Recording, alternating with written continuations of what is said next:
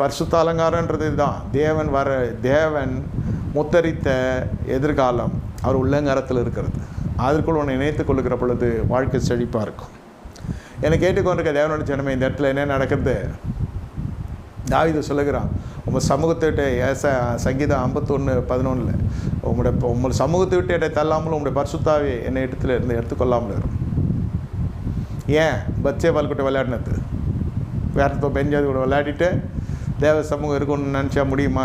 அதான் உத்தம தாவீது. தெரிஞ்சிடுச்சு பனிஷ்மெண்ட்டு, ஆவிக்குரிய பனிஷ்மெண்ட். முதல்ல அபிஷேகம் போயிடும், ரெண்டாவது தேவ சமூகம் போயிடும்.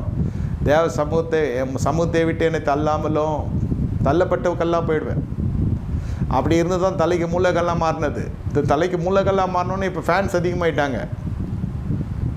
எங்கள் விசுவாசிங்கன்னு சொன்னது போல் ஃபேன்ஸ் அதிகமாகிட்டாங்க. இந்த சேஷ்டையெல்லாம் ரசிக்கிற ஒரு கும்பல் ஆகிடுது.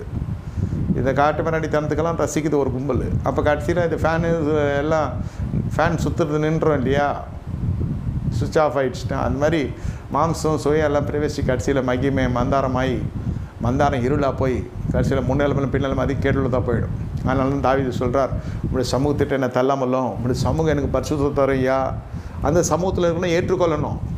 அதனால தான் 120 பேர் மேலே அபிஷேகம் வரதுக்கான காரணம் என்ன? எல்லாம் பல ஜாதிக்காரங்க, பல பாஷைக்காரங்க எல்லாம் வந்து உட்காடுறாங்க.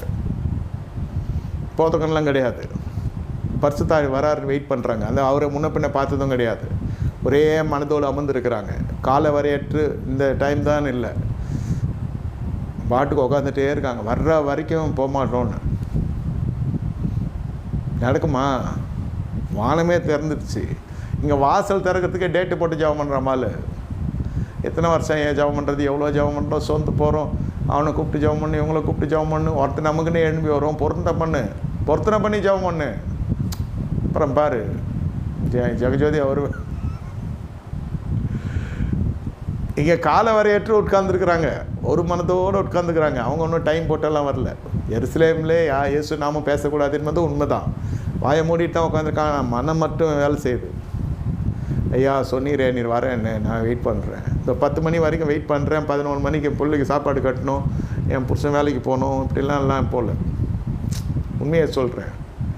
கத்திரிக்காய் காத்திருக்கிறாங்க, பெரிய காற்று செஞ்சாங்க.